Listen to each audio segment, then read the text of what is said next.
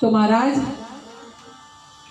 અહીંયા મોતનો મલાજો એ તમને વાત કરું. એક સાધુ મહાત્મા, બહુ સિદ્ધ મહાત્મા, એમના નીચે અસંખ્ય એમના શિષ્યો, મોટો આશ્રમ, અને એ આશ્રમમાં આગળ પાછળના જ્યાં જ્યાં પ્રદેશો સુધી, દૂર દૂર સુધી એમની વાયકા ફેલાયેલી કે આ મહાત્મા એટલા પ્રસિદ્ધ, એમના આશીર્વાદથી અશક્ય કામ શક્ય બને એવા મહાત્મા, એટલા સિદ્ધ. તેમણે યોગ કર્યો, યોગથી પોતે આત્માને ઉપર અધ્ધર તાળવે ચડાવ્યો, બ્રહ્માંડમાં લીધો, અને પછી પોતે પોતાનો દેહ છોડવાની તૈયારી કરી.